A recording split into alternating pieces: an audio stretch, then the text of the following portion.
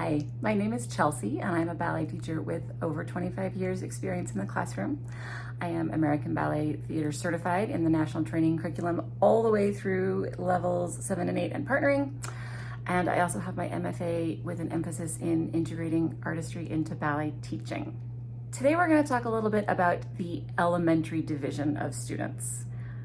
A lot of different places call it a lot of different things, but these are the kids that are too old to be babies, but not far enough in their training to be considered intermediate. We actually have a fairly big chunk of time where you're not at beginning and you're not an intermediate either. So I call it elementary. The elementary division in my world starts around second grade, around the time the kids are 7 turning 8. Every once in a while, I'll have a kid or a group of kids that are ready to do the elementary work in first grade, but not always. It's one of those things where you really should look at who's in the room. I'm a big believer that the people in the room are more important than whatever is on the paper that you're looking at. We expect more focus from the kids than we did when they were beginners. We expect more core control, and there's less creative movement than in the beginning division. In the beginning division, I always include creative movement. And then as we get a little bit farther along in training, we start to phase that out.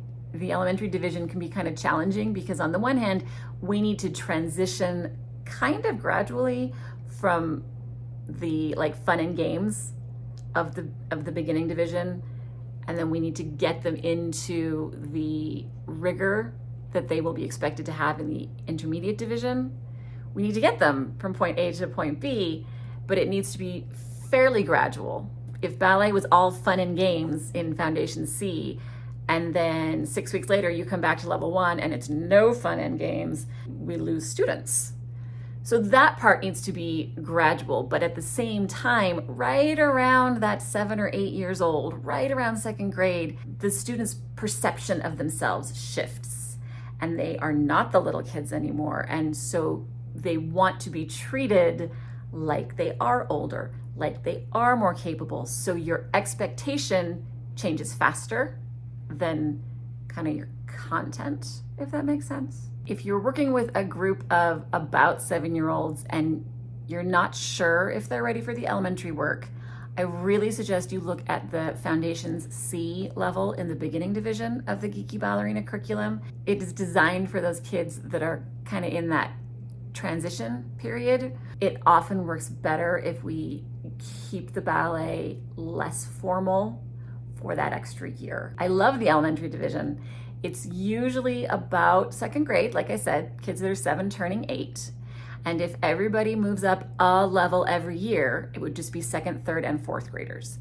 But realistically, because you have kids funneling into your studio, you have kids starting later or repeating for whatever reason, realistically, the elementary division ends up spanning about 2nd through 6th grade. In this division, the kids can remember the correction or the combination. And obviously, the farther along you get in the elementary division, the less true that is. The kids in level 3 can usually remember both. But in general, especially with level 1, the kids can remember the correction or the combination. So that means that set work is going to be very beneficial. It will benefit the kids because once they have the combination learned, then they can integrate the correction you're trying to give them. But if they're always trying to keep track of something new, the information doesn't get a chance to integrate. So set bar and set music are really beneficial. I personally don't keep the exact same exercises all year long. I will change one exercise at a time as it supports their center work or as it supports new vocabulary that we're working in. But even as I've made the changes throughout the year, like the bar exercises that I give for Unit 9 are very similar to Unit 1. You can really see how they're related. There's a clear connection there. I don't change them very much. And the set music really helps to cue the kids.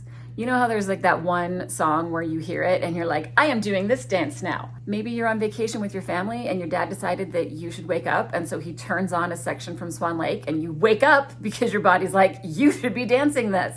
It definitely happened recently. Anyway, we all have music where we hear it and we're like, this is what I do. And when you're trying to help the kids have memorized exercises so that they can be thinking about and improving technique, the music is a really big help in that. In terms of center work, I repeat combinations over the course of a few weeks, really, really, really regularly. Kids in the elementary division don't need or expect or benefit from a really brain teasery class or a really, really different class. And they need the repetition because this is their foundation. The next thing to remember about the elementary division is that these kids still learn primarily visually. I absolutely think it's a great idea to toss a challenge at them every once in a while where you just say the combination and see if they can remember the vocabulary. But that should not be your main method of teaching at this level because again, they're still integrating all this information. These students will do what they see. So if you mark, they will do that thinking that's what it is. If you mark and you tell them, hey, I'm marking, they're still gonna do what they see because they don't know what full out looks like yet. So it's really important that you either do it full out or you get someone to show them what full out looks like, whether that means you bring an assistant in or you find a video example online or you have one of the students in the room that you kind of coach all the way up to full out and the other students watch that process. But in the elementary division, they will do what they see. This also includes their feet. So if you tend to teach in a sneaker, I get it. Teaching is really hard on your feet, but the elementary division kids can't see your foot and they don't yet have a mental picture of how far a foot can point. And so they won't point theirs until they can see what you are doing.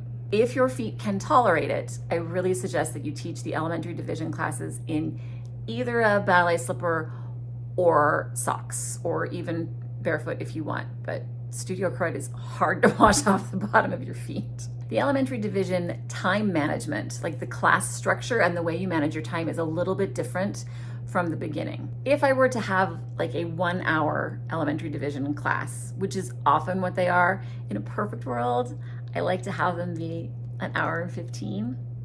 Level 3, maybe even an hour and a half. But we don't live in a perfect world. I usually get the elementary division kids for an hour. So in that case, I would split the class about 50-50, but not exactly. So I would do 25 minutes for conditioning and bar. I would do 25 minutes for center and allegro. And that gives me 10 extra bonus minutes. So 5 of those are for when I inevitably run out of time, like lose track of time. And then I still can let my class out 5 minutes early. I am a big believer that you need to get class out before the end time so that you can start your next class on time. I really love teaching the elementary division. It's just so much fun.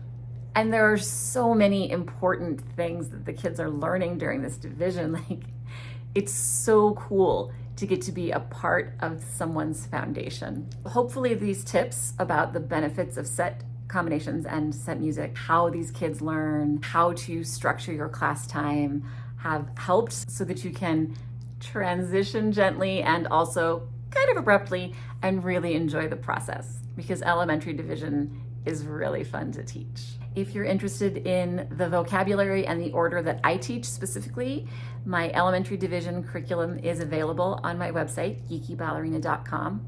I have a beginning curriculum, elementary, intermediate, advanced, and point. You are also more than welcome to sign up for my monthly newsletter where I talk about a technique tip for the month, an element of artistry that integrates with that technique tip, and I also share resources that have been helping me recently. As always, I hope you have a really great class.